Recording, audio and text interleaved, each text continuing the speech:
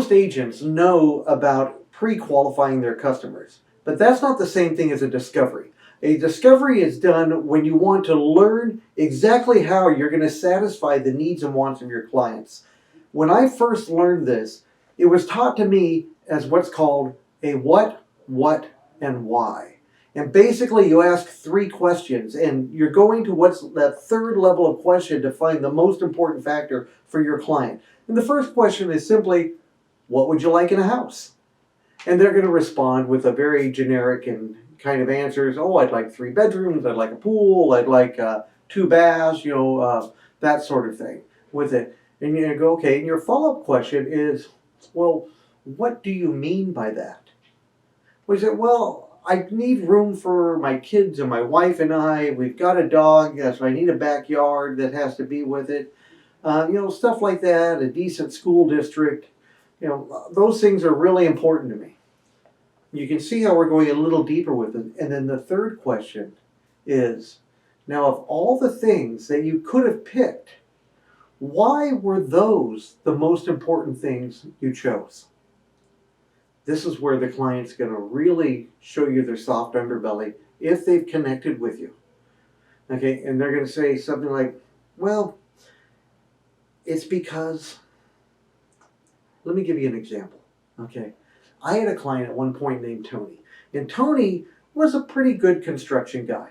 He wasn't a contractor, he wasn't an architect, he wasn't into fine design or anything. Tony did cement work, he could do framing, he could lug the bricks around, okay? He could help install the windows and stuff like that. He was pretty good all-around construction guy, but he wasn't that fine craftsman that some good construction guys become, okay? But Tony was a nice guy. And when I asked Tony, what do you want in a house? He told me, he says, well, I want to be in Palm Desert, and I want a 3-bedroom, 2-bath, and I need room to park my truck. Okay.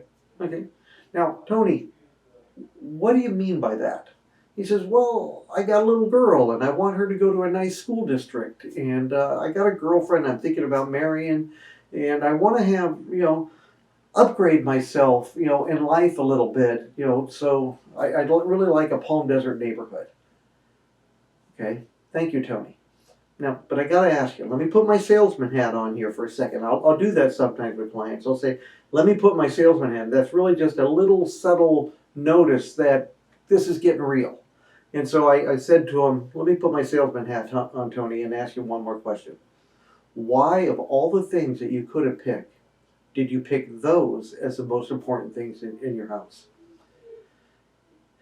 Tony took a deep breath, and he told me, you got to understand, Eric, I work really, really hard. I work long days. I don't take the summers off. I do all of this. I come from a neighborhood down in Indio where, some of the repairs that my parents did on my house as a kid were made out of cardboard. And it's not that we were poor. We had food and everything, but it wasn't like Palm Desert. And I want to go from being the hardworking Mexican to the wealthy Spaniard. And I'd really like to put my daughter into a nice school as part of it so that I'll have done better than my parents and my kid will do even better than me. And along the way, I'd like to treat my girlfriend nice. That was a real answer. You get it? Tony was looking for upward mobility. And in making the decision to buy the house that he wanted to, by me asking him that third level of question of why, of all the things that you could have picked, did you choose these items that were most important to you, Tony really revealed his true self. So we start looking for homes, right? And Tony sticks to his guns. I'm having a hard time because I'll tell you, at his price range at the time, it was under $200,000 for a 3-bedroom, 2-bed house in Palm Desert. And there weren't really $200,000 and under 3-bedroom, 2-bath house in Palm Desert. And so we're looking, and we probably look at 6, 8, 10, a dozen different places over a course of a couple weeks. And when we start hitting, somewhere in that 6 to 8 mark, maybe 10, I try to have a heart-to-heart with Tony. Say, Tony, look, I just don't know if we're going to find this house. You can see that, they're just not really there. Can we bend a little bit? Can we look at a 2-bedroom? Can we maybe look in Bermuda Dunes or Cathedral City? Can we look somewhere else other than Palm Desert? And he's like, no, Eric, if it's just not there, I'll just keep working. And I believe Tony. He would have just kept working. And that's the kind of guy Tony was. He was hardworking. He was honest. He told the truth. Okay, and he saved his money. He was a guy that I had great respect for. And I wanted to deliver that home for Tony. Finally, somewhere around home 11 or 12, in my auto feed that I've set us both up on, a home comes in that's a fixer, but livable. At least it looks so in the pictures. And it has some items. They refer to some unpermitted additions that were done to the house. It's in Palm Desert. It's under 200,000. I think it was around 160, 180, which was a phenomenal price even then. I know today that seems almost unheard of. Realize this is more than a decade ago. But I finally find a home that looks, according to the auto feed, like it's going to work. I go look at it. It looks like something could work, although the kitchen needs some work. The carpet in there is threadbare. It's on what's on a called a sub basement, where it's kind of got a wood floor and it's raised off the ground, so it's not a cement pad. And there are places in that plywood flooring that's a little spongy, and you can feel the plywood flex underneath you. But it held, and it's only a one-car garage, not a two, but it has a super long driveway. It's one of those wedge-shaped lots that's at the end of a cul-de-sac, so it gets bigger in the backyard. And there's a big additional den living room built on the back of the house that's not permitted, and the other agent is telling me that that has to be torn down as per the city. So Tony and I go look at it, and he's got all the reasons why not. He's been beat up. We've looked at least 10 houses, realized by this point, and he's like, I don't know, Eric, it needs a lot of work. That back room is not permitted. That if I have to tear that down, that's immediately less square footage. Maybe I've overpaid if I have to do that. My truck's kind of big. I don't know if it'll fit or not. Blah, blah, woof, woof. It doesn't sound like a great fit, but, we haven't seen anything better. So I say, Tony, I hear you. Okay, but can we do this? Could you bring your truck and bring your girlfriend and your little girl, so that, because I know they're important to you, and let's get their opinion too, because I really don't know if we can find a better house. And I don't want you to have to just keep working.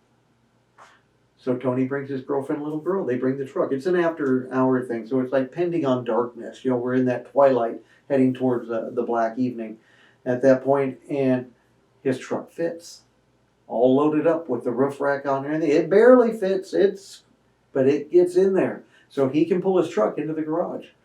And his girlfriend looks at it, and the kitchen, which needs some work, she's like, Tony, I can live without a cabinet door here. We can work that out afterwards. And yeah, it's got that linoleum flooring, but I can live with that till we can afford better on that there.